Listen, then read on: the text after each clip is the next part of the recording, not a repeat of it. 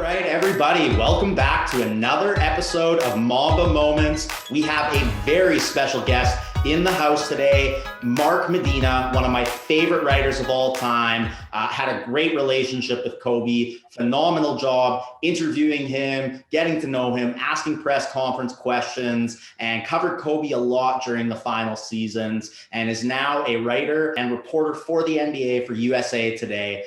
Mark, you did the last sit-down interview with Kobe Bryant, and that is incredible. How does that feel knowing that, and what is your main takeaway from that interview now? Well, thanks for the kind words, first of all, but very conflicted. I think it goes without saying, you don't wish that to be the final interview. I think looking back on that, that gave me a lot of clarity on what his next chapter was, what his ambitions were, and tragically how it fell short. But at the time, the interview was all about a larger story I was putting together about how he's made this, really seamless transition from his accomplished NBA career to what he's doing on a number of fronts with his storytelling ventures, with Granity, doing different projects with Detail with ESPN, coaching his daughter Gianna on the AAU circuit. So at the time, the interview was really cool. It was kind of a trip down memory lane. I think both of us shared some nostalgia for reconnecting, but it was also inspiring to see him in a new light. But then the context of it obviously completely changed 9 days later when he and Gianna were among 9 people who died in a helicopter crash. So it's painful to think back on that. For sure. And I really noticed that you brought out that love of life in Kobe, and you really were able to see how much he was enjoying life.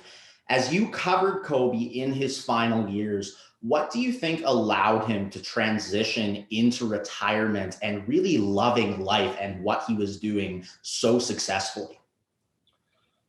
Well, it was a blessing and a curse. I had talked with Kobe a few years before that final interview, I think 1 year removed from the NBA. And he was saying at the time, after, Dear Basketball, the short film came out, that the fact that he had the Achilles injury and then the knee injury and the shoulder injury, that gave him a lot of time to think about just his basketball mortality and what's next. And so that gave him also time to brainstorm. That also influenced how he executed that Showtime documentary, where initially it was going to be about everyone talking about him as well as himself. But then he wanted to make it completely first person. So he ditched the project and went to plan B.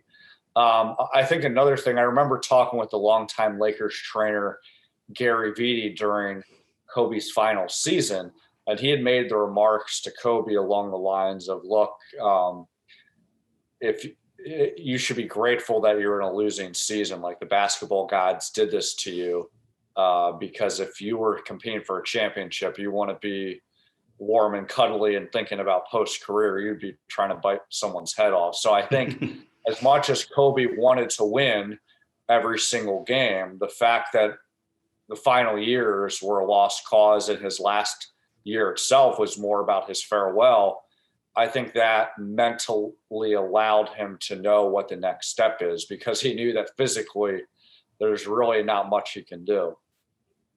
Absolutely. No, that makes a ton of sense. And Kobe was obviously someone who was really in control and liked to be in control. How do you think he was able in those final seasons, because you were in the press conference and had such unique insight, to just accept that his body was declining and there was nothing he could do about it, and he had to sort of just ride it out? Well, I think you can look at it in two ways. He didn't necessarily accept that his body was declining, because he still wanted to be able to play. So he was working around the clock to be able to make sure that his body was functional enough to at least step on the court. But I think, to your point, what he was accepting is this isn't going to be the same kind of performances that he was showing during his the prime of his career. So I think he had shot a career low in 37-39% range. The fact that they were losing a lot of games, I think that's what he came to accept. But because the end game of winning a title was such a lost cause, it was very clear that he wanted to pivot into getting those small victories in terms of, hey, being able to be on the floor for most of the season and avoid a major injury, having those moments here or there where you see a vintage performance of his, Yeah. Soaking in the nostalgia, reflecting on his time in the NBA. Part of it was that, part of it was, him shaping and fine tuning a little bit of his narrative and legacy. And then I think the last part was trying to do what he can to develop the young guys. And I think that last part came with mixed results, and some of it was Kobe's undoing, some of it wasn't. I think that he came into the season wanting to be a guy that's mentoring the young guys and reducing his workload. And he certainly mentored the guys, but clearly he was still taking the majority of the shots. A lot of the fans were coming to see him play because it's his final games. So it wasn't as quite of a smooth transition that the Lakers had hoped. I think in Kobe's mind, he felt for the most part that even with him not being fully functional, he's still the better option. But number two, I think that there had gotten to be more growing frustration from himself, the Lakers coach Byron Scott, and some of the other veterans, that the young players weren't doing enough, on their own initiative to put in that work. And so I think because of that, Kobe got a little frustrated during that final season. Absolutely. No, that makes a lot of sense. And again, Mark did a phenomenal job covering that whole season. I was tuning in on the Bleacher Report news feed to see all of the articles come up, Los Angeles Daily News, OC Register, great interviews. And so back to your last interview with Kobe, you talked to him about his English teacher. And his relationship with his English teacher is a fascinating one and helped him with storytelling. Can you elaborate a little bit on Kobe's relationship with his English teacher and how that translated into the later life Kobe Bryant that went on to win an Oscar? Yeah, well, Kobe's English teacher, Shane Mastriano, she was an English teacher at Lower Merion High School, which Kobe attended.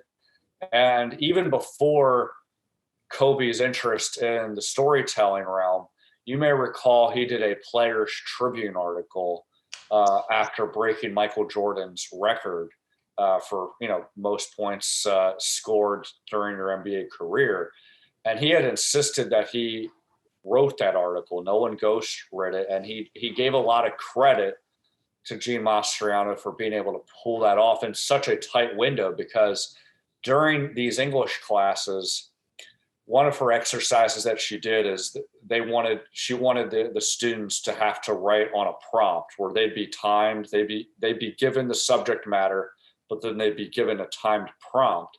And so you're getting used to the idea of knowing how to write on deadline and get your creative juices flowing.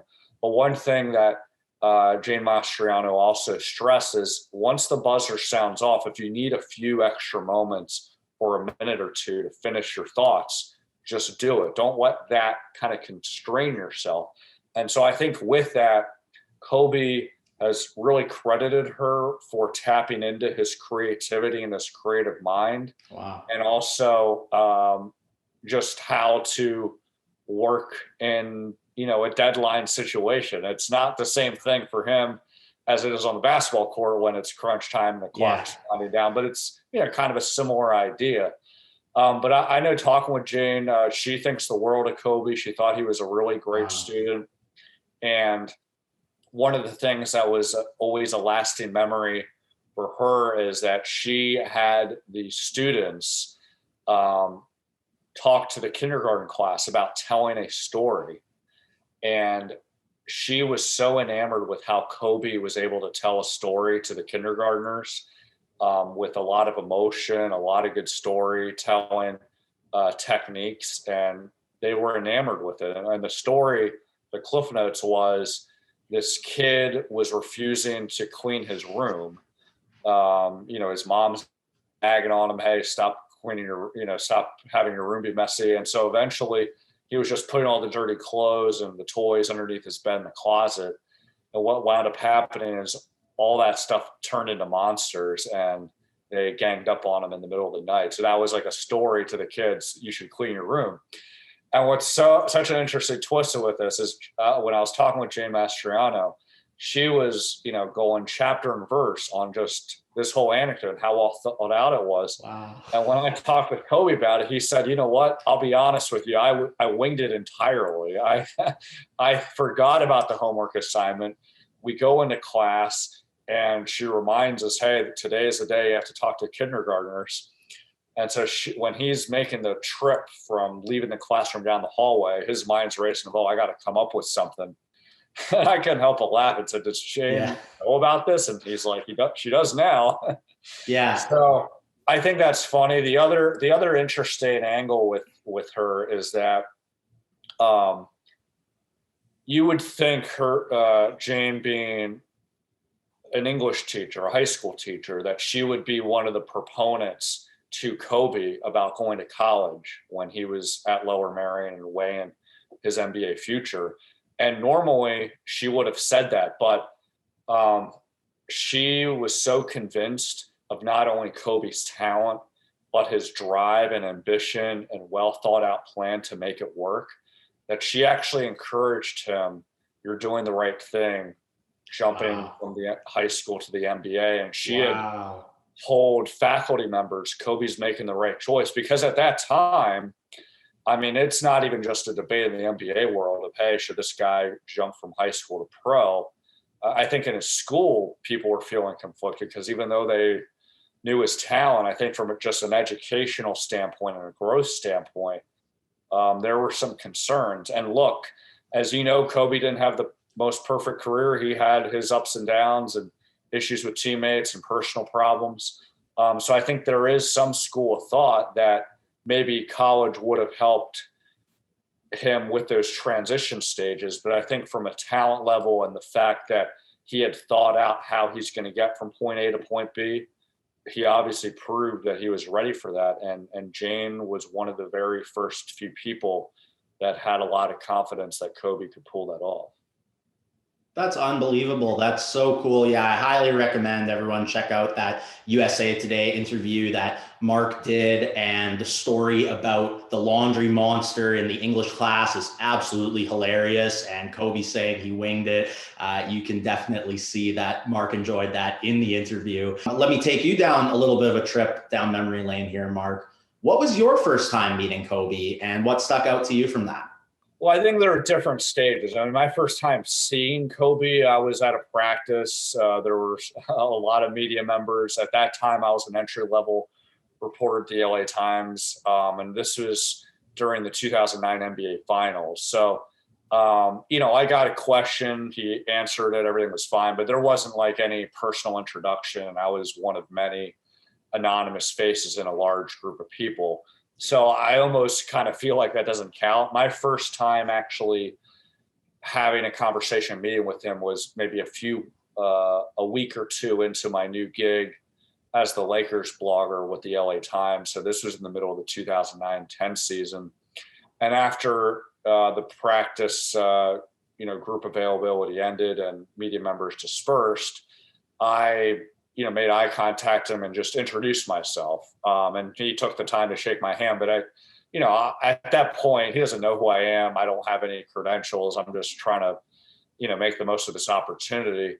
And I think his words were really interesting. He was very gracious, and he said, hey, wish you well, best of luck with everything. But, I don't want to say the tone was condescending, but it was very much of, hey, like, let's see what you do with it sort of thing. So, that's kind of how Kobe always was. I mean, he has a lot of high expectations for everyone, his teammates, himself, even media members, and I think for us, I mean, he's not, he doesn't really respect people that, are abrasive or try to, catch him with a gotcha quote, but he also doesn't really respect people that suck up to him either. So, I mean, I think that he appreciated media members that did their homework, was fair to him, but also stood up to them. And, that was a process, but it was something I learned through and wasn't always the best at it, but certainly made improvements. And it was great covering him those last 7.5 seasons of his. And it continued to grow to get to the point where,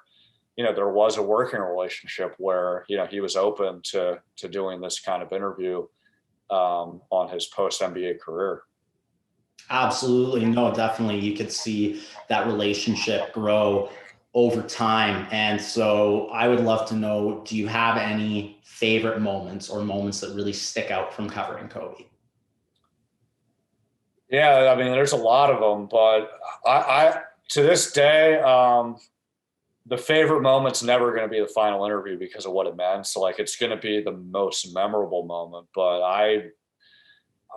I've gotten to the point in my career, I don't rewatch video interviews or podcasts because it's one of those things where you feel like you just self-critique too much. But even that, like to this day, I've never watched or re-listened to the interview because it would be painful. So I think my favorite memories are more of getting to know him through a different lens, making a trip to Philadelphia for a few days in the middle of the 2013-14 season. At that point, he still had some years left in his career, but we knew it was more on the tail end. So I connected with people at Lower Merion, including Gene Mastriano, about what his legacy has been at Lower Merion. And, to this day, before his passing, he had been in touch a lot with his English teacher and his high school coach, Greg Downer, and one of his teammates that served as the school spokesperson, Doug Young, and other former teammates, not on a day-to-day basis, but enough that when you see them, it's like you're hitting the ground running and you pick up where you left off. And so I felt that was cool to see people that really knew him from the beginning and also feel like they have an authentic attachment to him. And that really helped not only, with the story of telling cool anecdotes about his time at Lower Merion, but I think it really helped down the line and gain a better understanding of what Kobe is all about.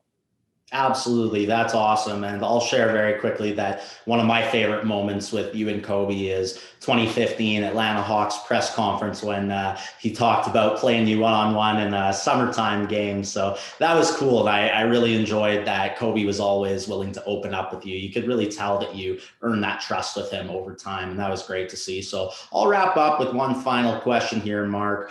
And when you look back on the whole Kobe Bryant experience of covering him, of knowing him the way you did, what is really going to stick out to you as far as Kobe's impact on you and just how you remember Kobe Bryant, the player and the person? Well, I think for Kobe, he represented, for a lot of people who covered him extensively, including myself, as I think someone that really showed kind of the blessing and the curse of what it's like to cover a high profile athlete. I mean, as much as, I enjoyed covering him earlier in his career when I wasn't there, I mean, he was known to be very difficult with media members, during his initial stages of just trying to find his footing in the league, his issues with Shaq, his legal situation with Colorado, the demands that he made with the trade in the organization. And there was a lot of times he was moody and difficult.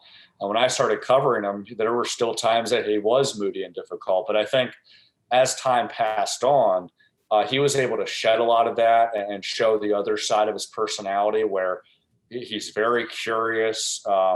There is a humanity to him. I think there's a demand for excellence. And so I think with that, it's not like any interactions with him were always warm and fuzzy. A lot of times it's antagonistic and sarcastic. But I think what was cool with all that is he was always answerable, and he always respected the people that, went back and forth with that and did their homework and, stood up for another day. And I don't want to over dramatize it. Most of the experiences were good, but there were times where maybe he'd make fun of a question because rightfully so, I didn't word it correctly or just whatever. And it's not that big of a deal. Like, don't take it personally and use it to get better. And at the same time, you could turn the tables around where, if you need to press them on something, you got to do your job. And so I think that's what it's all about. And it's a really cool, I think in our field, kind of a learning experience of how to navigate that tightrope of fostering a business relationship, but also knowing that you got a job to do. Absolutely. That's awesome. And Mark, before you go here and I give my final thank you, where can we find you?